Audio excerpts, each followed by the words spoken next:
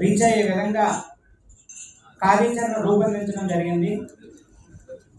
ఈ సదస్సుల యొక్క ముఖ్య ఉద్దేశం మన ఉపాధి మనమే కల్పించుకోవడం, నేటి విద్యార్థులే రేపటి పారిశ్రామికవేత్తలుగా తీర్చిదిద్దడం, దానితో పాటు రైతుల్ని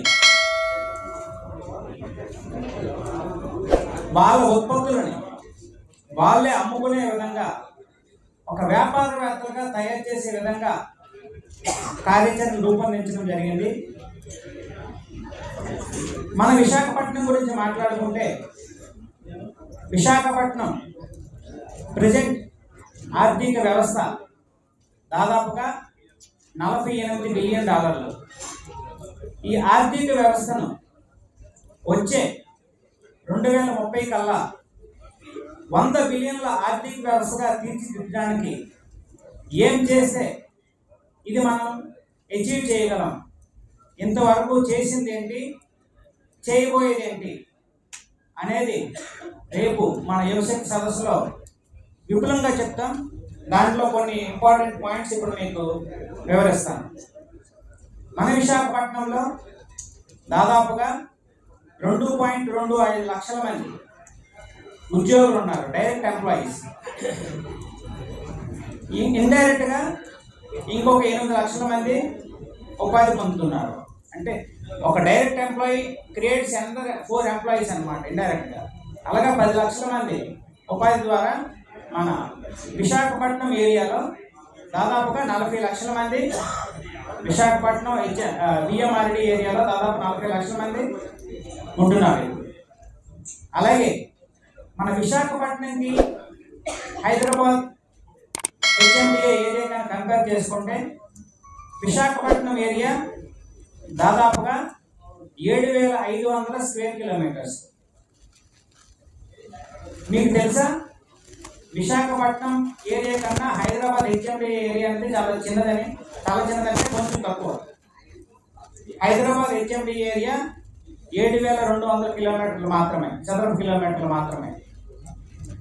మన విశాఖపట్నానికి అంత అవకాశం ఉన్నా, పారిశ్రామిక పరంగా ఎదిగే అవకాశం ఉన్నా, ఎందుకు మనం ఆ అవకాశాన్ని సద్వినియోగపరచుకోలేకపోతున్నాం? మన యువతని మన పరిశ్రమలకు అనుగుణంగా తీర్చిదిద్దే విధంగా ఒక కార్యాచరణ రూపొందించడం జరిగింది. ఈ కార్యాచరణలో భాగంగానే వివిధ యువశక్తి సదస్సులు నిర్వహించాం. మన చుట్టుపక్కల ఉన్న ఇంజనీరింగ్ కాలేజెస్, యూనివర్సిటీస్కి కూడా వెళ్ళి మాట్లాడడం జరిగింది. అక్కడ వాళ్ళకి ఏం చెప్పామంటే, యువత ఎవరైతే ఇంటర్న్షిప్స్ కోసం దగ్గరలో ఉన్న పరిశ్రమలకు వెళ్తారో ఆ పరిశ్రమల్లో ప్రజెంట్ వాళ్ళు ఫాలో అవుతున్న పద్ధతులు ఏమిటి అనేది గమనించండి. ఆ పద్ధతుల గురించి తెలుసుకోండి. ఆ పద్ధతులకి artificial intelligence, machine learning technologies కానీ అడాప్ట్ చేయగలిగితే తద్వారా ఇక్కడ ఐటీని మేల్కోవచ్చు.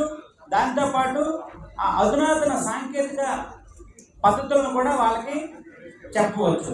అలాగే ఉత్పత్తి అవుతున్న ప్రొడక్ట్స్ ఏవైతే ఉంటాయో ఆ ప్రొడక్ట్స్ని ఆన్లైన్లో డిజిటల్ మార్కెటింగ్ ద్వారా మరికొంచెం ప్రచారం చేయగలిగితే మన యొక్క ఉత్పత్తులకి తగిన ధర వస్తుంది.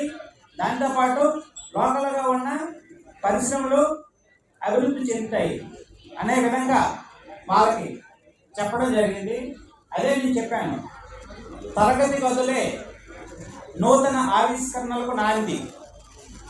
మెజారిటీ ఆఫ్ ది స్టార్టప్స్ ఇప్పుడున్న ఫేస్బుక్ కానీ లేదనుకుంటే వాట్సాప్ కానీ ఏ కమ్యూనికేషన్ సిస్టమ్ తీసుకున్నా ఇవన్నీ ఒకప్పుడు తరగతి గది నుంచి ఉద్భవించినవే.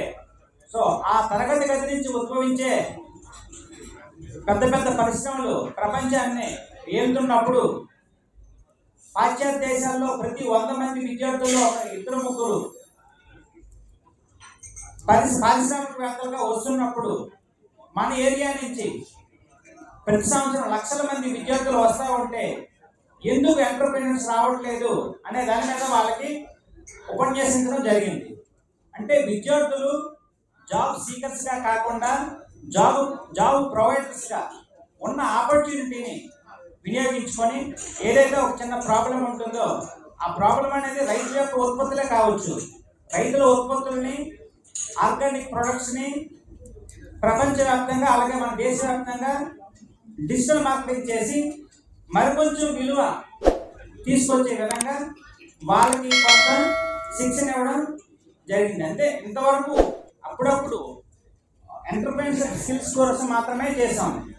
కానీ రాబోయే 50 రోజుల్లో మన రాష్ట్ర వ్యాప్తంగా దీన్ని ప్రతి ఒక్కరి దగ్గరికి తీసుకెళ్ళి తద్వారా మన భవిష్యత్తుని మనమే నిర్మించుకునే విధంగా వాళ్ళకి తగిన సూచనలు ఇవ్వడం జరుగుతుంది.